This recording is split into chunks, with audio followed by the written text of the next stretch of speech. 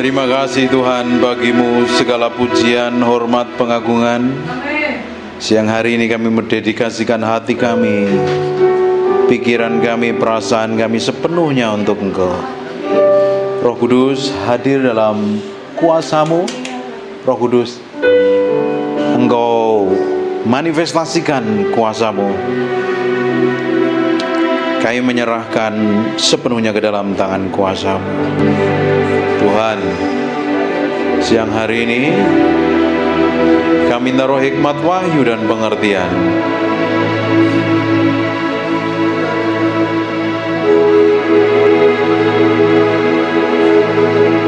Urapi kami semuanya dalam ruangan ini. Urapi kami semuanya, Tuhan. Tuhan, Engkau dihormati di ruangan ini. Engkau dikasihi. Terima kasih Tuhan. Dalam nama Yesus kami mau belajar firman-Mu. Ajarin kami untuk mengerti isi hati-Mu sampai kedalaman batin-Mu, sehingga langkah kami seirama, seritme dengan Engkau, sampai garis akhir kami didapati menjadi orang yang berkenan dan mengasihi. Dalam nama Yesus. Haleluya. Amin. Silakan duduk dalam hadirat Tuhan. Hari ini kita akan belajar sesuatu, dan saya berdoa apa yang kita pelajari ini akan mengubahkan hidup kita.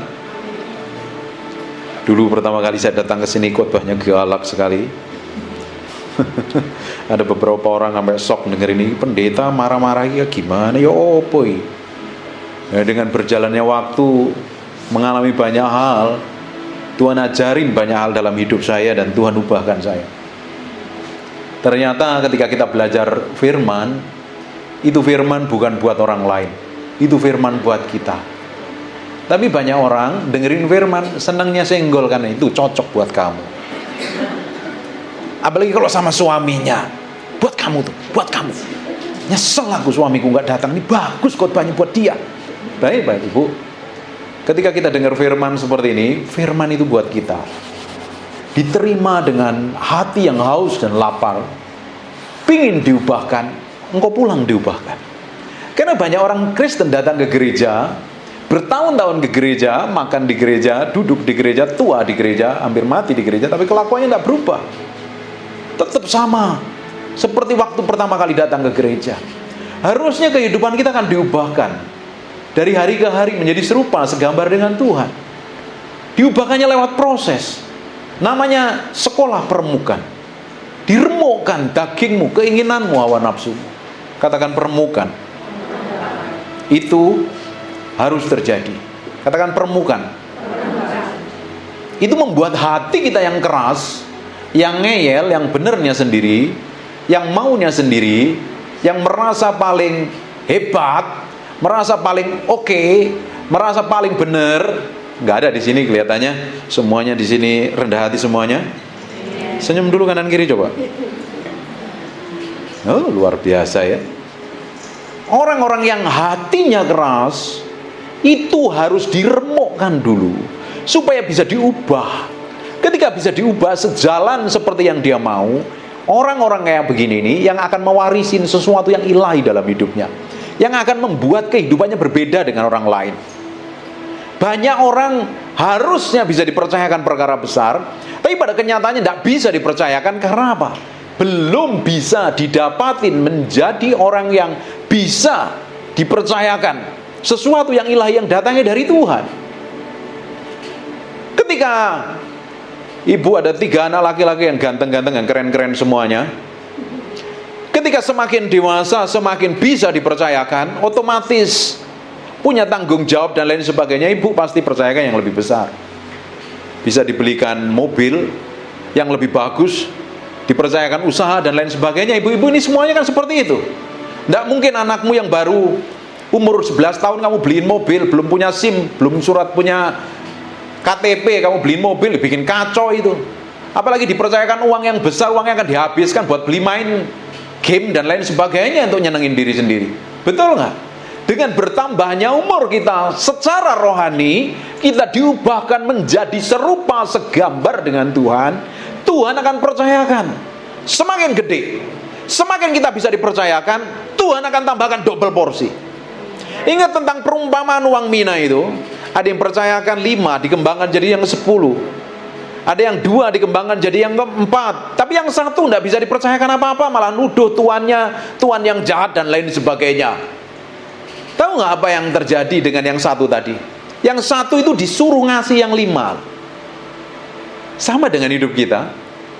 Hari ini sepanjang umur kita ini, ada yang umurnya 50 ke atas, ada tante mungkin umurnya baru 45 ya.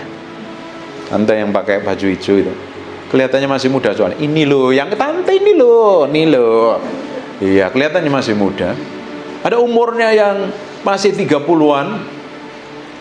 Sejak kita umur hari ini, kita harus ngambil keputusan bahwa setiap apapun yang kita kerjakan, apapun yang kita lakukan itu, suatu hari yang kita kerjakan, yang kita lakukan itu akan berbalik kepada kita. Seperti seorang penabur benih, tergantung apa yang kita tabur hari ini, suatu hari engkau akan menuainya.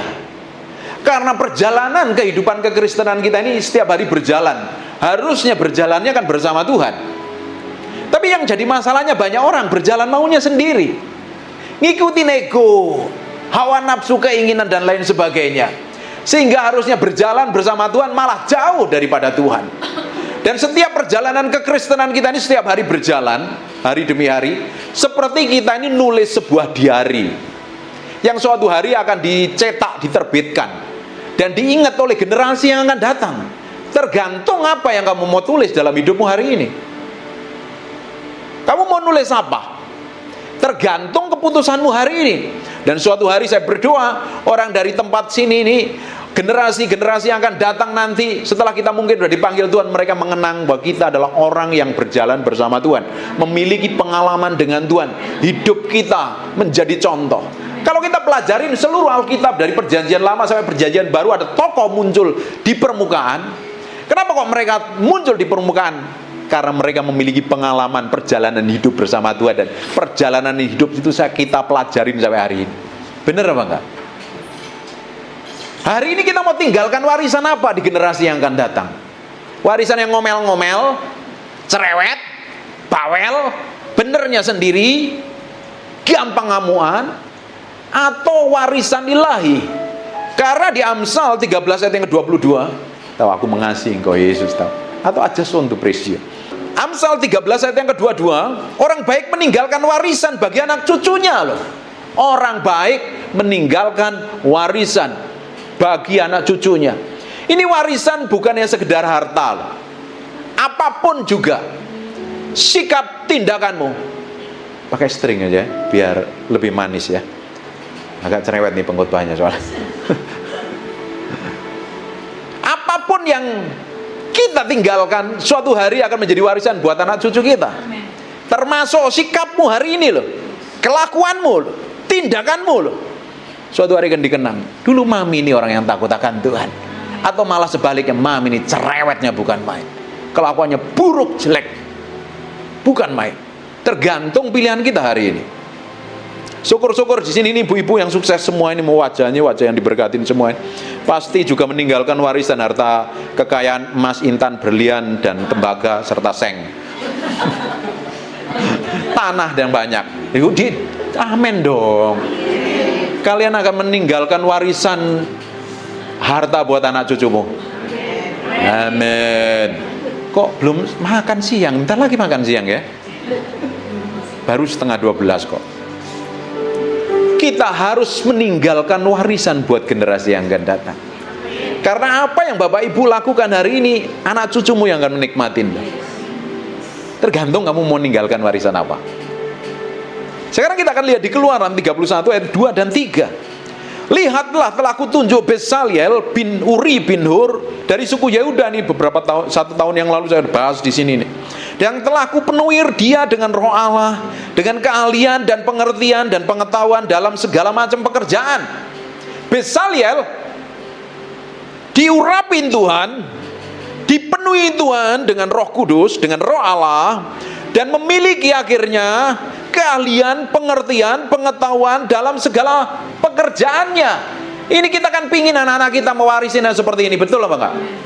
Bayangin kalau anakmu plonga-plongo tok, ruwet loh urusannya loh. Hanya dimanjain, kasih duit, nggak mau kerja, nggak bisa dididik, liar. Orang tuanya mukanya cemberut semua datang ke gereja. Pendeta tolong doain, pendeta tolong doain. Lalu terus ditumpangi tangan pendeta, apa anakmu berubah? Lalu selama ini kamu didiknya kemana? Seperti apa?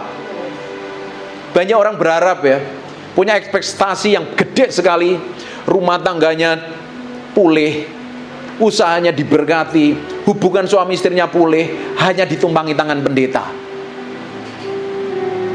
Lah ditumpangi tangan pendeta hanya berapa menit doang. Lah kamu hidup dengan suamimu kan bertahun-tahun. Ngapain selama ini? Ngapain kamu dengan anakmu? Do you mau denger not nih? Ngerti ya kira-kira? Diberkati apa enggak ini? Senyum dulu, katakan amin. Bezalel diurapin Tuhan. Dia memiliki keahlian, pengertian, pengetahuan dalam segala pekerjaan. Bayangin, kalau kita memiliki ini, atau anak kita memiliki ini, dia tidak akan melarat, dia tidak akan menderita, dia akan jadi orang yang jadi berkat. Apa saja yang dikerjakan tangannya pasti Tuhan bikin berhasil. Ada pengaruhnya yang diwariskan kepada Bezalel ini. Kalau kita lihat, Bezalel ini anaknya siapa sih? Coba perhatikan. Lihat, telah kutunjuk Bezalel bin Uri bin Hur. Ternyata dia punya kakek namanya Hur. Coba kita lihat sekarang, Hur ini ngapain? Kita lihat di Keluaran 17 ayat 10 sampai 13 ya. Hari ini kita belajar firman ya. Makan sedikit kenyang ya. Saya ngomongnya agak pelan kok. Saya berdoa ini masuk sampai kedalaman batinmu, dan kau pulang pasti menjadi orang yang diubah karena diberkatin Tuhan. Anak cucumu akan mewarisin berkat-berkat yang gede-gede. Tidak ada anak cucunya yang pelongo-pelongo menderita, melarat dan kekurangan, tapi mereka akan dipakai Tuhan. Nama Tuhan disebut kepada atas keluargamu, atas anakmu, atas cucumu, atas generasimu. Amin. Keluaran 17 ayat 10 sampai 13. Lalu Yosua melakukan seperti yang dikatakan Musa kepadanya dan berperang melawan orang Amalek. Tetapi Musa, Harun dan Hur telah naik ke puncak bukit. Dan terjadilah apabila Musa mengangkat tangannya, ini peperangannya agak aneh ini. Saya juga nggak habis pikir, nanti saya mau tamuin Musa di surga, saya mau tanya, ini perang model apa ini kayak gitu ya. Kalau tangannya ditaruh di bawah kalah, kalau tangannya diangkat ngalami kemenangan. Lah ini kan capek toh lama-lama lah. Coba Bapak Ibu ini ngangkat tanganmu 10 menit lelah loh. Nah akhirnya ada Harun dan Hur yang menopang tangannya Musa. Dan terjadilah apabila Musa mengangkat tangannya, lebih kuatlah Israel. Tetapi apabila menurunkan tangannya, lebih kuatlah Amalek. Maka penatlah tangan Musa, capek ceritanya ini, pegel.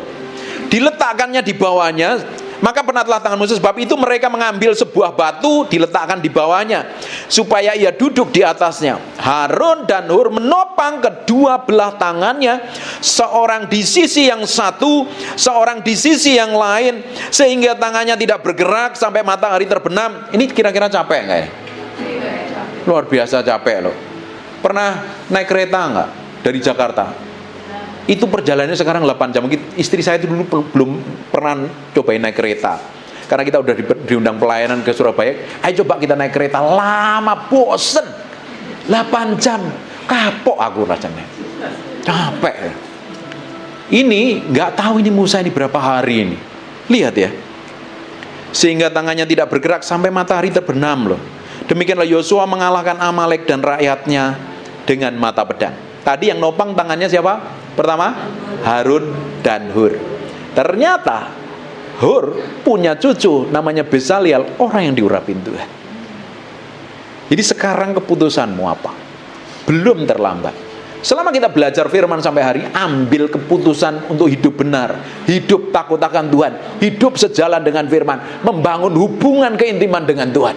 Nanti kamu akan lihat keturunanmu akan diberkatin Tuhan. Jangan pernah berharap anakmu menjadi orang sukses, anakmu orang berhasil, tapi kalau kelakuanmu jelek.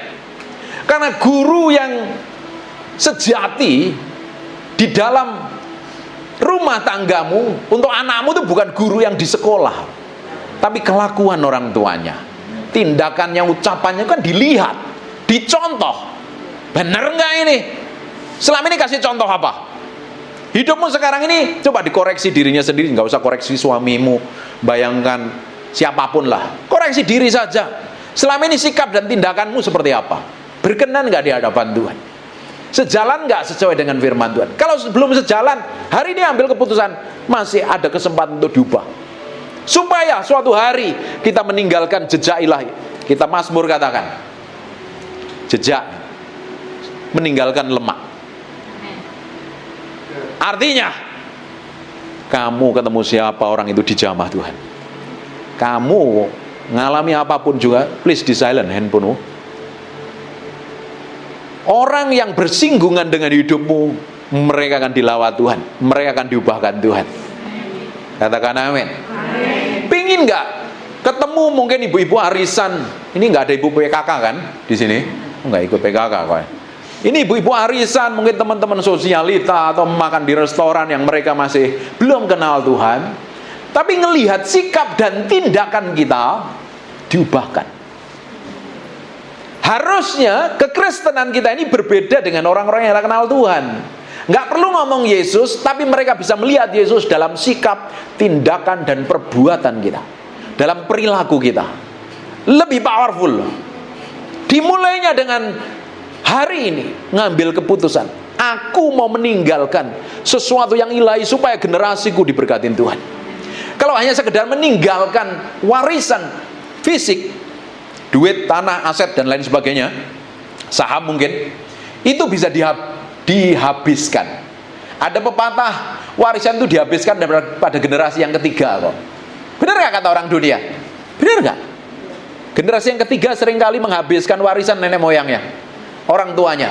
Tapi Besaliel generasi yang ketiga, powerful, diurapin Tuhan. Orang dunia boleh ngomong apa, tapi Alkitab yang harus kita percayai. Amin. Suatu hari engkau akan menjadi berkat bagi banyak orang, anak cucumu akan diberkati. Senyum dulu dong kanan kiri.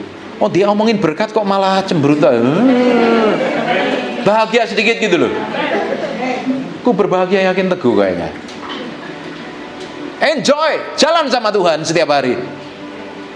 Dan kadang kita dibawa ke dalam perjalanan-perjalanan yang tidak enak dalam hidupmu. Mungkin berbenturan dengan anakmu, mungkin berbenturan dengan orang lain, tapi sikapmu harus tetap fokusnya sama Tuhan, tetap bersikap benar. Karena kekristenan yang sejati diujinya lewat apa? Lewat konflik, lewat keributan, lewat salah paham, misunderstanding. Responmu harus tetap benar seperti yang Tuhan mau. Ketika responmu salah, mukamu langsung berubah. Biasanya kalau lagi kesel ngapain? Mukanya ngapain? Cantik apa jelek sih kalau cemberut? Udah ngakuin jelek, tapi suka cemberut kan kalau kesel. Sekarang kalau ngalami hal yang kesel, senyum dulu. Lu lah senyumnya cantik-cantik semua lo ini lo. Nah kamu cemberut jelek lo, asli bener, ngaca aja. Lagi marah, selfie, diposting di IG. Nanti komentarnya akan menarik nanti. Kalau mau diposting di IG, muka yang cantik atau muka yang cemberut? Sekarang belajar senyum ya. Dalam kondisi apapun, dalam situasi apapun, sikapmu harus benar. Amin. Ku berbahagia yakin teguh, pakai kunci apa? Ku berbahagia yakin teguh, Yesus abadi kepunyaanku, aku warisnya, ku ditebus ciptaan baru, Roh Kudus. Senyum sekarang. Aku bernyanyi bahagia, senyum dong nyanyinya, memuji Yesus selamanya.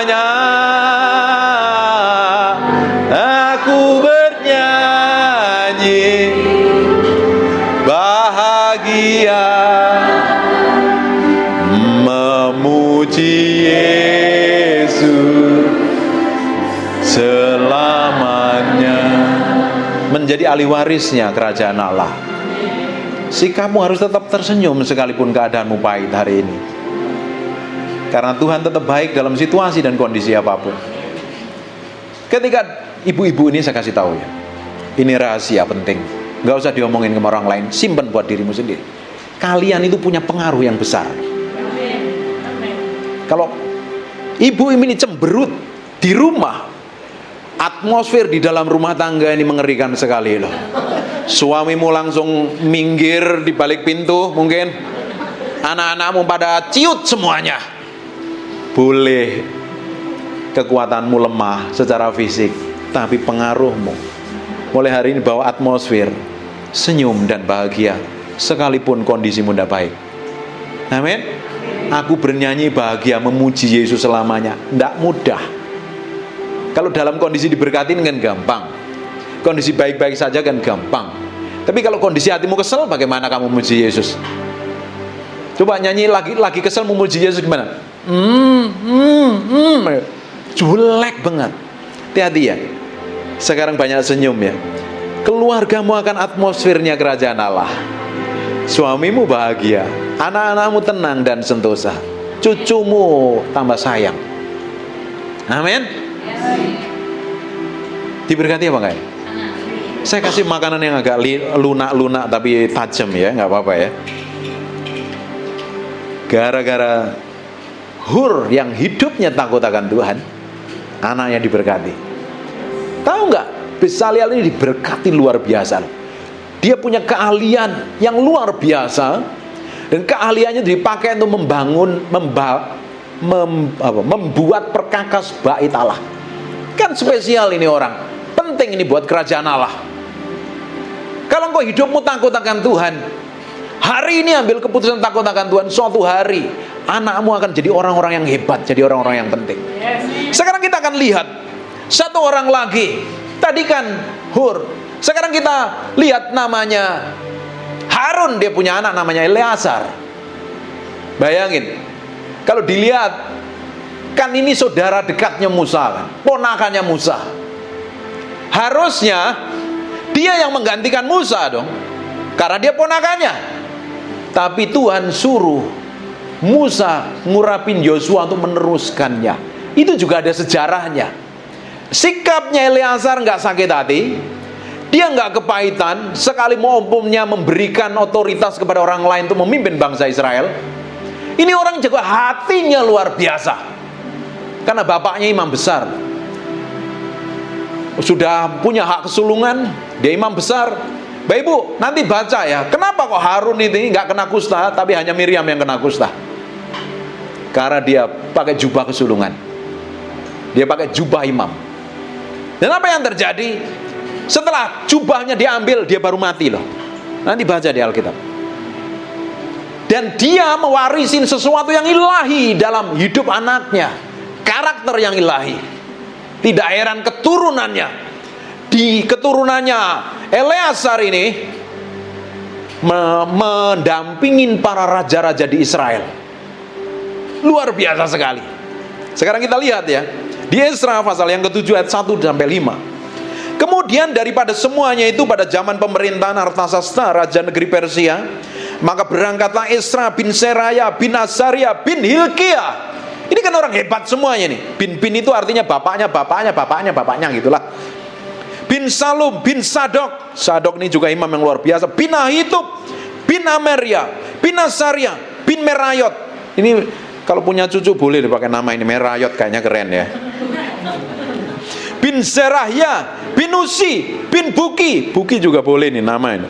Bin Abiswa bin Pinehas bin Eleazar bin, nanti selidiki nama-nama ini. Mereka adalah imam-imam yang mendampingi raja-raja yang hebat di Israel. Keturunannya mendampingin nabi-nabi di zamannya, powerful. Keturunannya mendampingin orang-orang besar. Pingin gak seperti ini? Pingin gak kamu meninggalkan warisan ilahi yang seperti ini? Jangan hanya sekedar kamu kerja capek-capek warisin buat anak-anakmu, anaknya gak dididik, anaknya gak dinasihatin, akhirnya liar. Seperti kesaksian ibu tadi. Kalau suaminya nggak bisa didik, maminya yang harusnya bisa didik. Harus menggantikan. Saling menopang. Kalau dibiarkan saja, kejar duit, cari duit, buka usaha, kaya, memang nikmatin kekayaan, tapi anakmu akan jadi anak yang terhilang. Harusnya mewarisin perkara ilahi, tapi anakmu nggak dapat apa-apa. Saya berdoa hari ini, apa yang kita pelajarin hari ini akan membuat hidupmu benar-benar berubah. Di Esra 7 ayat yang ke-6, perhatikan. Esra ini berangkat pulang dari Babel. Ia seorang ahli kitab, anaknya pinter firman ini. Keturunannya Eleazar. Pinter firman, ahli kitab kok. Mahir dalam Taurat Musa, mahir punya apa namanya? IQ mungkin di atas rata-rata. Bapak Ibu yang punya bisnis gede-gede ini, ingin kamu gede-gede. Sebenarnya kamu udah memiliki hikmat di atas orang rata-rata. Caramu melihat berbeda dengan orang biasa. Itu sebenarnya hikmat yang dikasih Tuhan. Kalau Bapak Ibu memiliki hikmat, pengertian yang datangnya dari Tuhan, hikmat itu akan mendatangkan kekayaan. Tapi banyak orang Kristen plonga-plongo di gereja. Datang pendeta ini, datang minta ditumpangin tangan, minta dinubuatin, minta ditiup-tiup, diuyek-uyek pakai minyak rambutmu, rontok nanti. Beneran. Cari Tuhan, kejar Tuhan, cintai Tuhan. Jalan sama Tuhan. Minta hikmat pengertian yang datangnya daripada Tuhan. Itu yang akan mendatangkan berkat. Gara-gara Salomo memiliki hikmat di atas orang-orang lain, sampai tahu persis cara berpakaiannya, para karyawannya, cara menghidangkan makanannya, segala sesuatu tertib, tertata rapi. Orang-orang dari bangsa-bangsa lain datang kepada dia, pingin belajar. Nggak cuma-cuma loh, bawa upeti yang kaya raya. Angkat dulu, siapa tuh Pak Jokowi kasih proyek ini?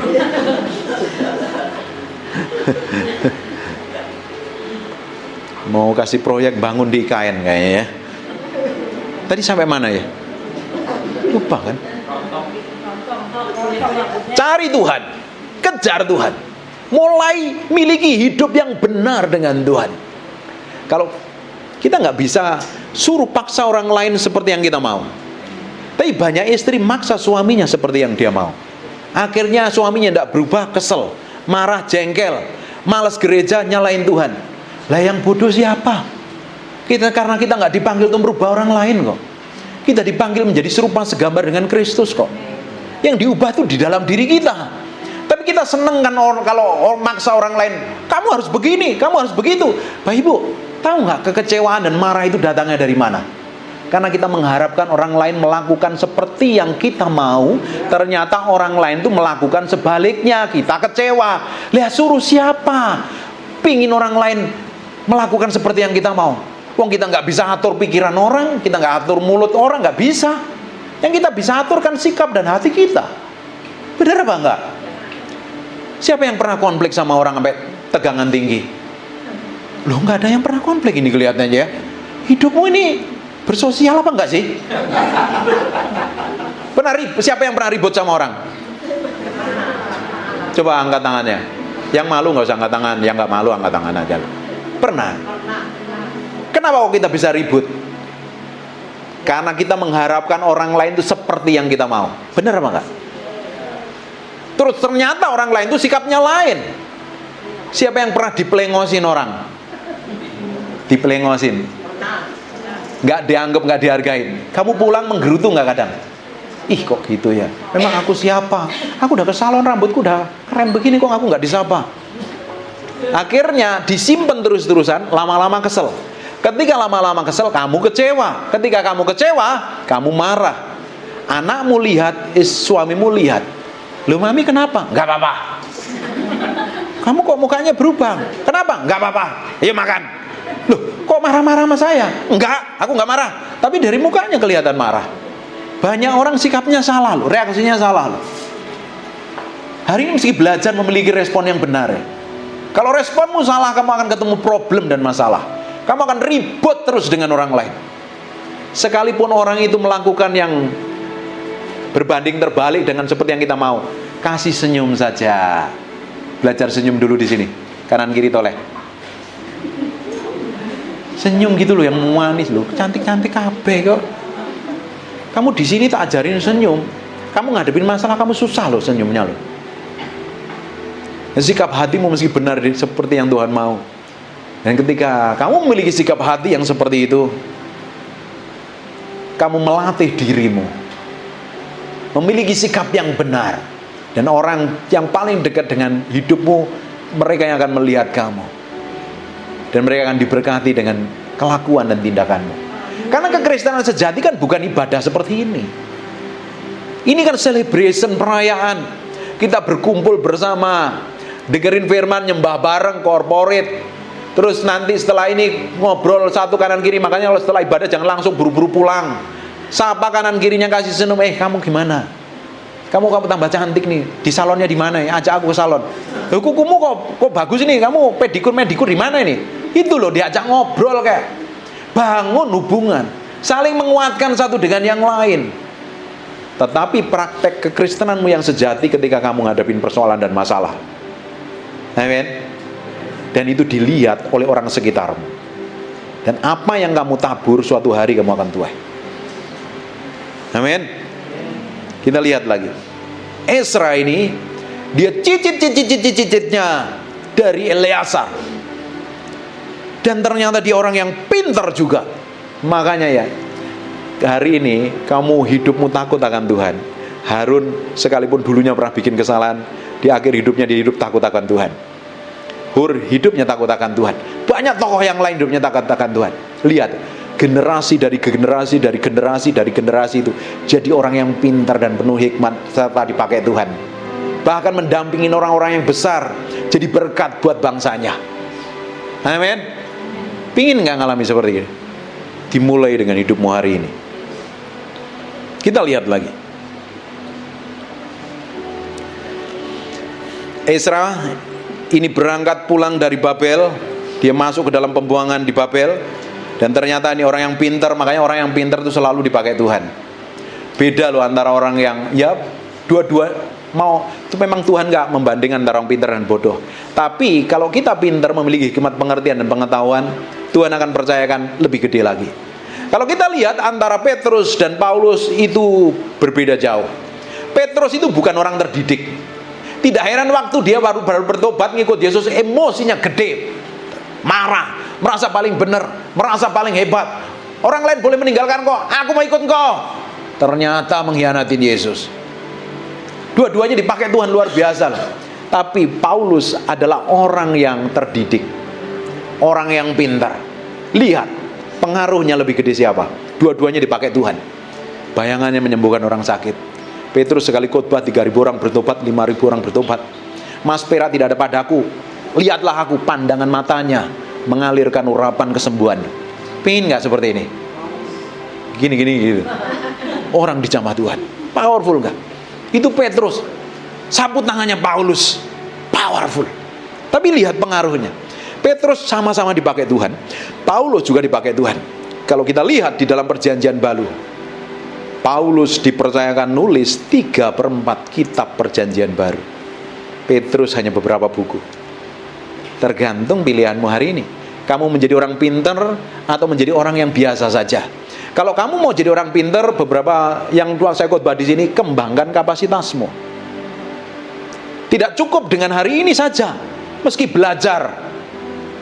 Yang suka masak, kembangkan kapasitasmu. Yang suka dagang, suka marketing, suka jualan, kembangkan kapasitasmu. Yang pelayanan, yang nyanyi, jangan makan gorengan, suaramu tambah bagus. Banyak berdoa, biar suaranya tambah merdu. Yang main musik, siapapun lah, kembangkan kapasitasmu. Jangan pernah berhenti belajar. Saya sampai hari ini terus belajar. Saya sampai hari ini dimuridkan. Saya hari ini baca buku banyak. Tidak ada kata saya sudah tua, mata saya rabun, saya udah gak bisa baca Alkitab, tulisannya kecil-kecil.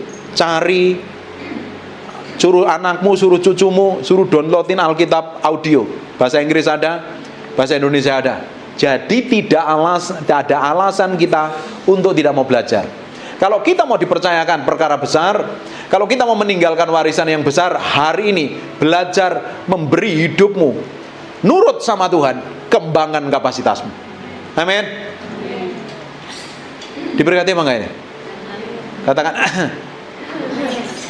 ambil minumnya sendiri-sendiri ya. Kita lihat ya. Tadi kan ada keturunannya dari Eleazar, tadi ada namanya Imam Zadok nih. Di 2 Samuel 8 ayat 17, Zadok bin Ahitub dan Ahimelek bin Abiatar menjadi imam seraya panitera negara. Ini orang jadi orang penting keturunannya. Kalau sekarang kita lihat, ada namanya Abram, yang akhirnya ketemu Tuhan diubah menjadi Abraham. Kemana dia pergi, kemana dia melangkah, berada di satu tempat, dia membangun mezbah untuk Tuhan. Mengasihi Tuhan luar biasa ini orang. Sekalipun dia agak ndablek, ketika nunggu janji yang dijanjikan Tuhan tidak digenapin, dikasih nasihat sama istrinya, tidurinnya pembantu, ditidurin. Ternyata setelah Sarai mati, dia kawin lagi. Ini orang memang gak antik juga. Tapi lihat apa yang terjadi. Lihat apa yang terjadi. Kita sampai hari ini adalah keturunannya Abraham. Dan kita di dalam Kristus mewarisin berkatnya Abraham. Powerful gak itu? Jadi keputusan hidupmu hari ini akan mempengaruhi kehidupan anak cucumu di akan yang datang. Tergantung kamu memilih sikap apa, seperti apa. Saya nggak habis pikir ketika Eleazar dulu seandainya dia bertindak ngawur. Om, kenapa kamu pilih Yosua? Kenapa nggak aku? Aku kan ponakanmu. Apa yang terjadi? Mungkin dia keturunannya nggak akan menikmatin janji Tuhan. Bapak Ibu bisa pelajarin dari seluruh keturunannya Saul. Harusnya dari keturunannya Saul, keluarganya mewarisin tahta dari Israel. Tapi karena melakukan kesalahan, hidupnya ngawur, tidak takut akan Tuhan, ditegur ngamuk, marah-marah, teriak, histeris, bela diri. Itu khotbah saya 2 hari yang lalu. Orang keras kepala, hidupnya mau sendiri, bertindak semaunya sendiri, ditegur nggak mau berubah, hatinya keras, bener karepe dhewe. Dan ternyata akhirnya dia melawan Tuhan. Ketika dia bertindak bodoh, surga ambil keputusan, kasih Samuel, urapin, ganti orang lain, digantikan Daud. Kisah para Rasul katakan ketika Saul ditolak Tuhan, instan surga pilih Daud menggantikannya. Amin. Kalau kamu nggak melakukan sesuatu yang benar di hadapan Tuhan, harusnya anak cucumu menikmati berkat yang datangnya dari Tuhan. Berkat itu bisa ditimpakan kepada orang lain, diberikan kepada orang lain. Coba kita perhatikan saja di depan mata kita. Mungkin tetanggamu, anakmu, cucumu, saudaramu, atau cucumu akan diberkatin Tuhan. Keluargamu yang lain mungkin. Kita lihat contoh kehidupan orang lain di bangsa negara ini. Yang dulunya orang-orang yang hebat. Mereka hidupnya korupsi dan lain sebagainya. Melakukan kejahatan, lihat anak cucunya kawin cerai dan lain sebagainya kan. Benar apa enggak? Kita bisa belajar kok dari kejadian itu. Tapi keturunan orang benar akan mewarisi negeri, menjadi orang hebat. Mereka akan duduk dengan orang-orang penting di negeri ini, jadi berkat. Dan nama Tuhan dipermuliakan dalam hidupnya. Dimulai dengan kehidupan kita hari. Kamu sekarang mau nulis sejarah apa dalam hidupmu? Kamu mau nulis sejarah yang baik, perjalanan bersama Tuhan setiap hari, berjalan dalam kesucian, berjalan dalam kekudusan, berjalan dalam takut akan Tuhan, berjalan bergaul dengan Tuhan setiap hari? Atau kamu berjalan setiap hari dengan ngomel, gerutu, ngeluh, marah-marah, teriak-teriak, nyalain orang lain, benar maumu sendiri? Itu pilihanmu. Alkitab juga katakan kesalahan bapak ditimpakan pada generasi ketiga dan keempat. Tidak hanya kesalahan, kebaikan pun juga akan mau diwariskan. Amin. Sekarang kita lihat lagi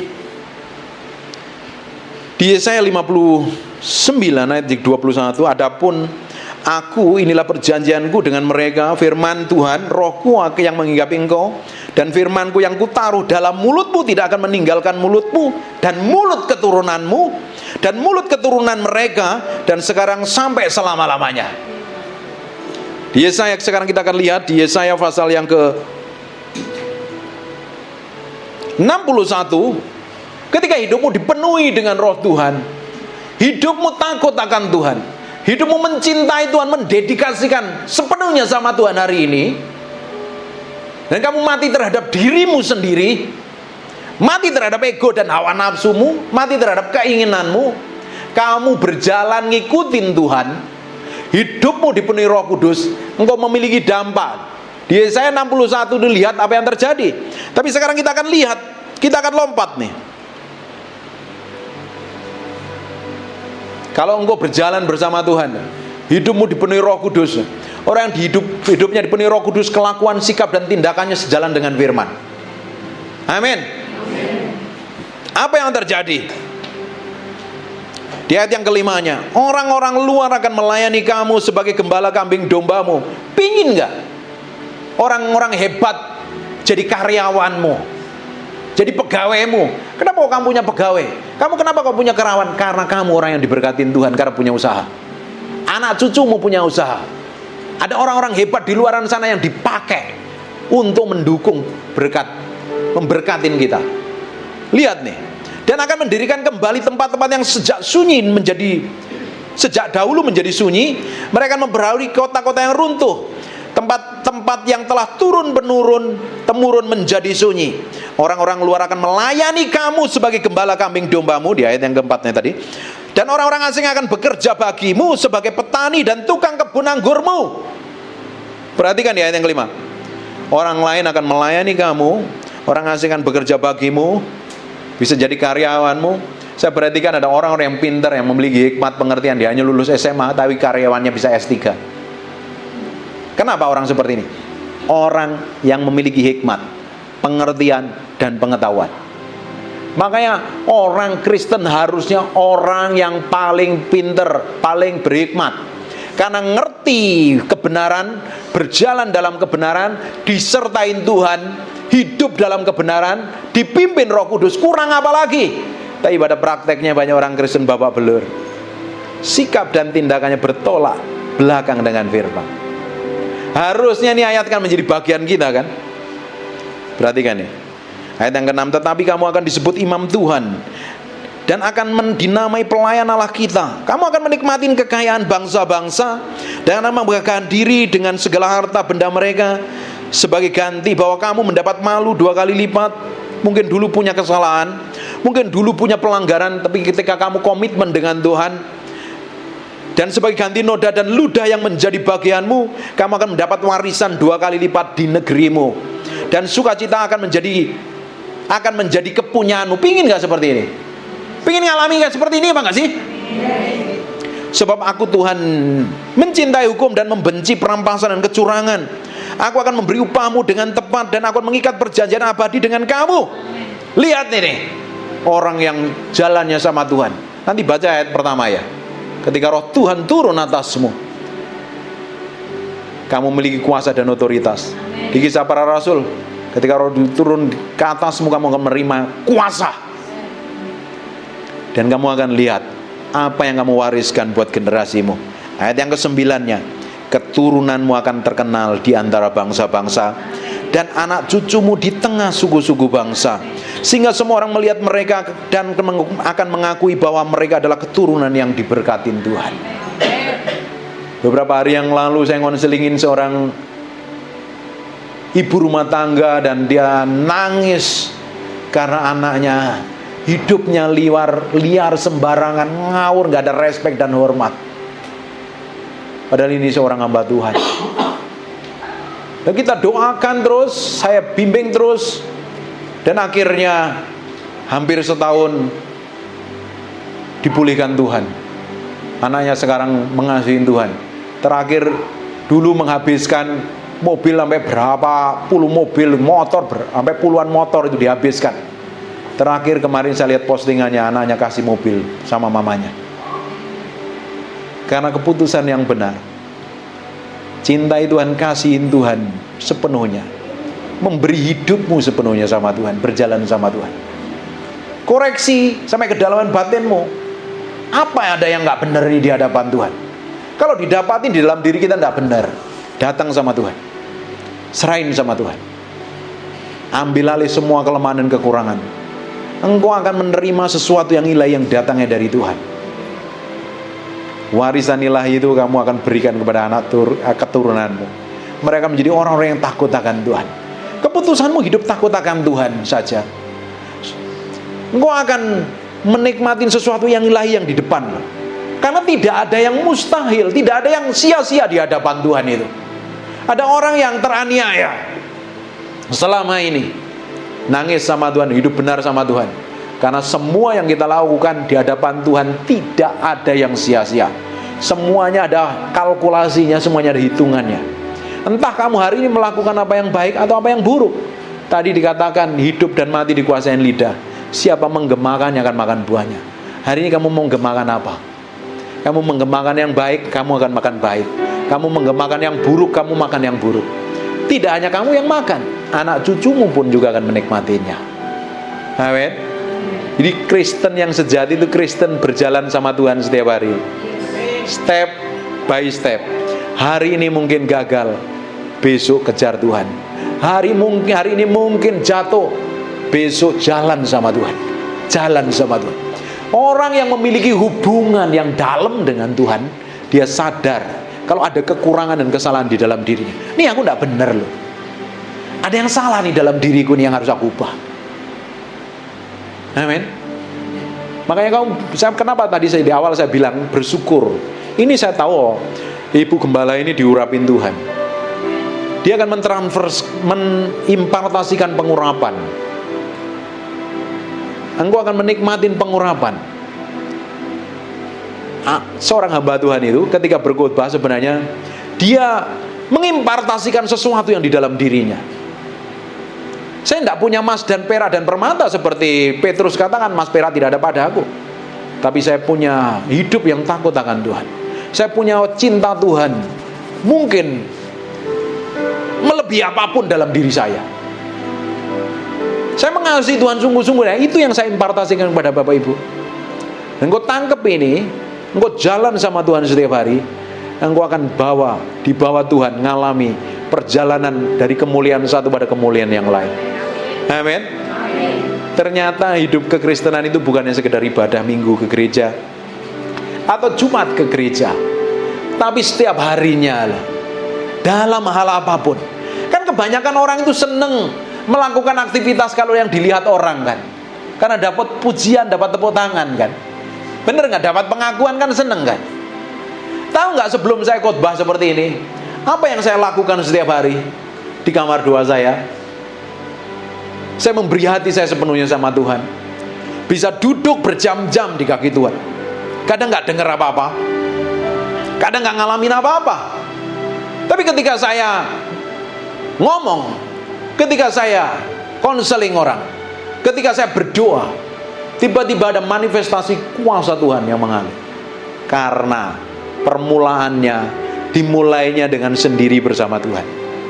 Amin. Dengan kita membangun keintiman yang dalam tadi dengan Tuhan, kamu koreksi dirimu, kamu sadar dengan dirimu ini ada kekurangan dan kesalahan. Maka orang kalau hubungannya benar dengan Tuhan itu nggak pernah konflik dengan orang. Kalau orang suka konflik dengan orang, suka berantem, suka jelekin, suka ngomong, suka maki, apalagi melakukan dosa moral, pasti hubungannya tidak benar loh dengan Tuhan. Kalau hubungan kita benar dengan Tuhan, ketika kita bikin kesalahan, ngomong salah aja rasanya tidak enak kan. Loh, aku tadi kok ngomong jelek ya? Kok tadi aku meninggikan diri ya? Rasanya tidak enak. Saya sering kali ngomong, Hani aku tadi salah ngomong. Saya ngomong sama istri, Hani aku tadi kok salah ngomong ya?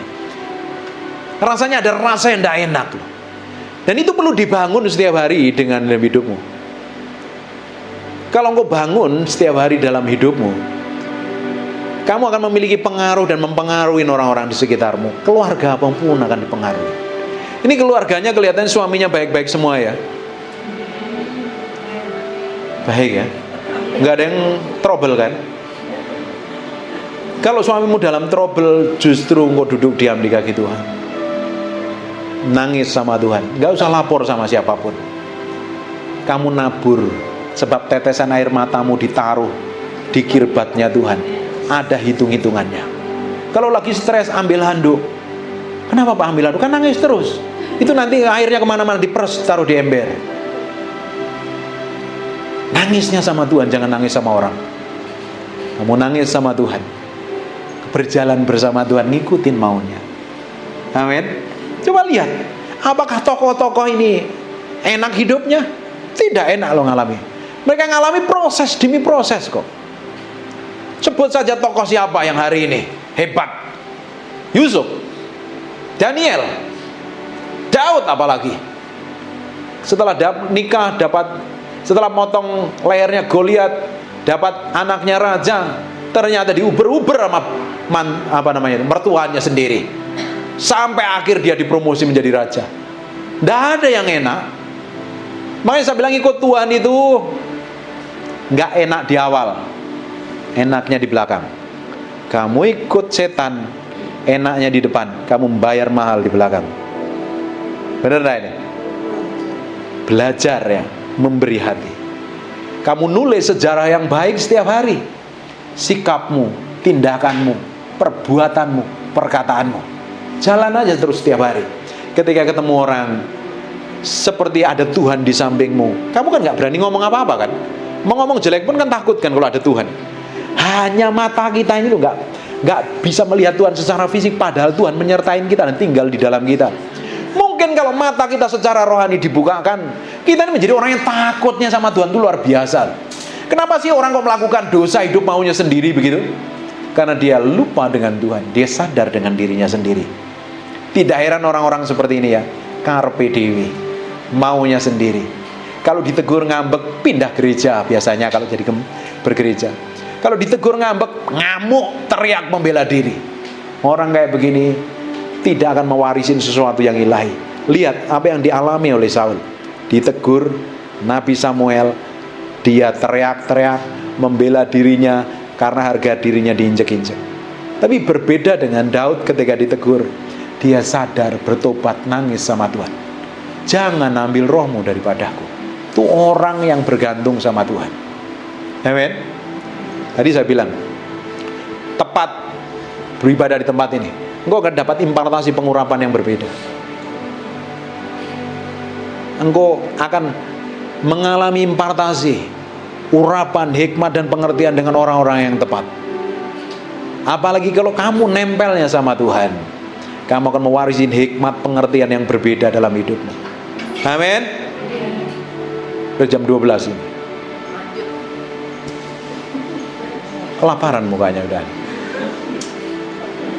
Saya mau berdoa, dan saya berdoa, Bapak Ibu, ini firmannya sangat sederhana kan, saya ngomong gak berat ini hari ini. Tapi kamu harus ngambil keputusan hidup yang benar-benar berbeda dengan orang lain. Kamu jagain hatimu, jagai hatimu. Kitab Amsal katakan, jagalah hatimu dengan segala kewaspadaan, sebab dari sana terpancar kehidupan. Sekarang yang jadi masalah yang memancar dalam hidupmu itu kehidupan atau kematian. Nanti pulang tanya suamimu, tanya anakmu, tanya besanmu, tanya mantumu, tanya cucumu, hidup mami seperti apa, hidup popo seperti apa, hidup suamimu seperti apa, hidupku seperti apa. Kalau suami istri ngomong seperti itu, memancarkan apa?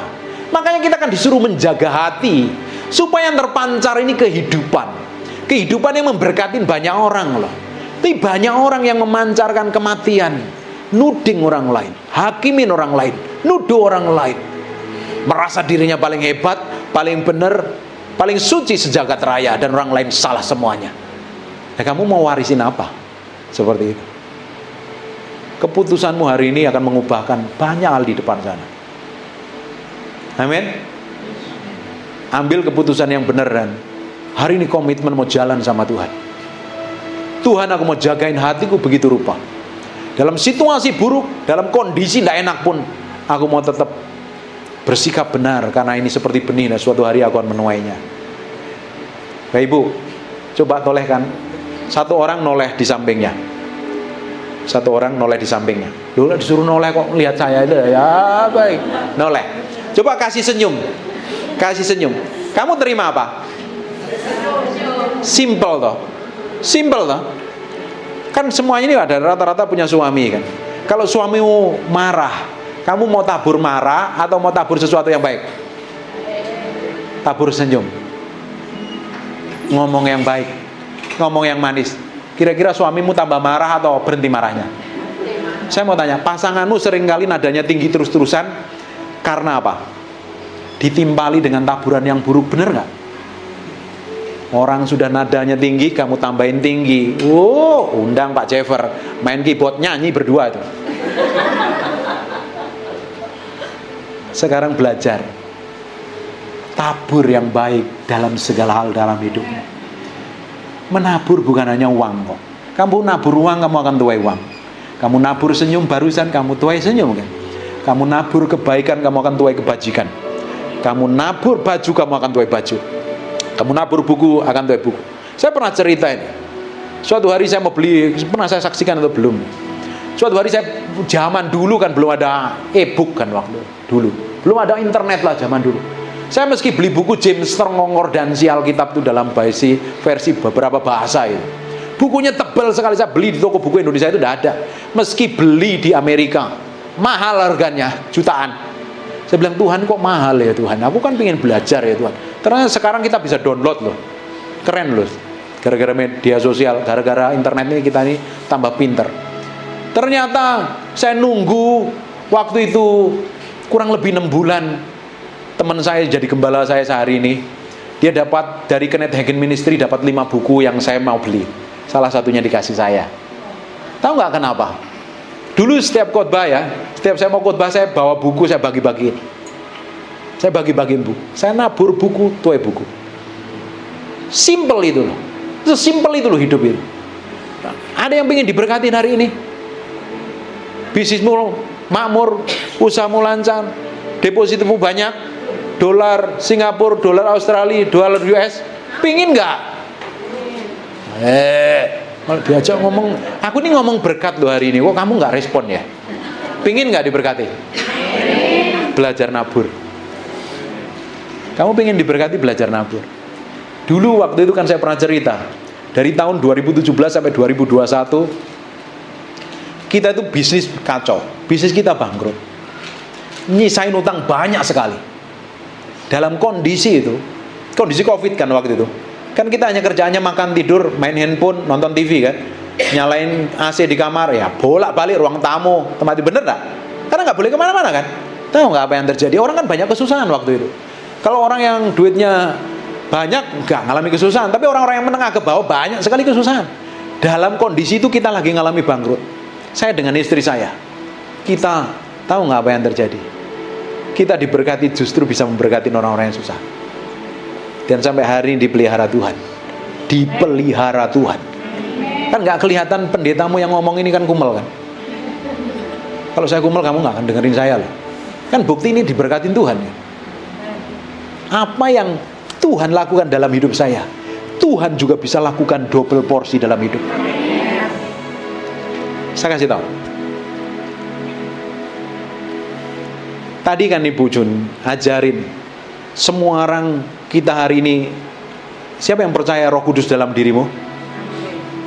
Roh Kudus yang di dalam dirimu itu yang sama, Roh Kudus yang sama di kitab Kejadian pasal yang pertama, yang terlibat dalam masa penciptaan. Powerful kan? Itu Roh Kudus yang sama di zaman Kisah Para Rasul.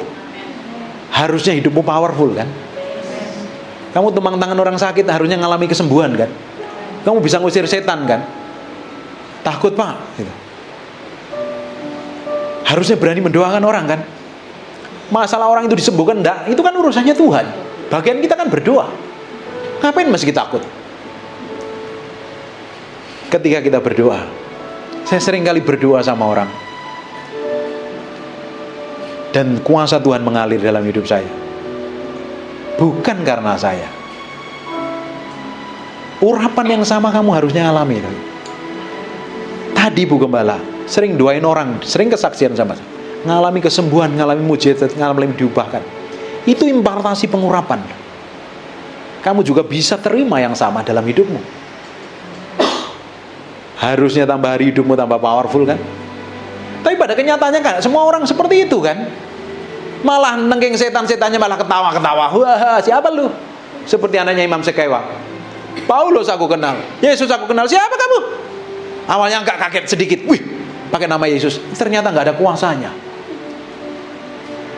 Kamu bisa juga terima kuasa yang sama, yang begitu powerful, yang dimiliki orang-orang di zamannya. Kisah Para Rasul akan menjadi bagian milikmu hari ini.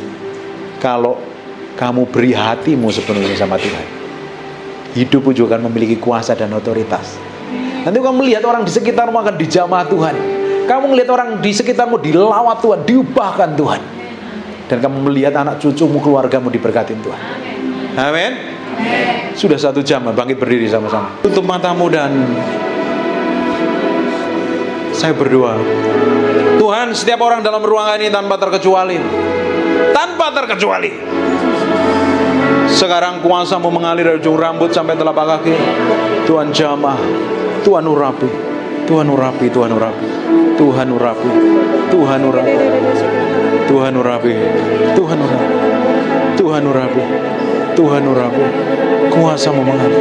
Receive the night. Tuhan jamah, Tuhan jamah. Oh, ini dijamah Tuhan. Aku berdoa kusyuk Tuhan dalam nama.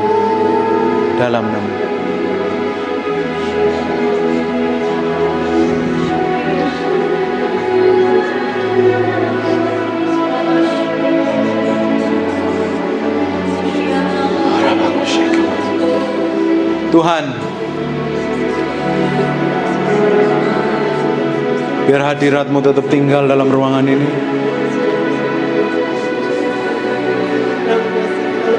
Ibu ini, anak ini yang baju ini, suruh ke sini.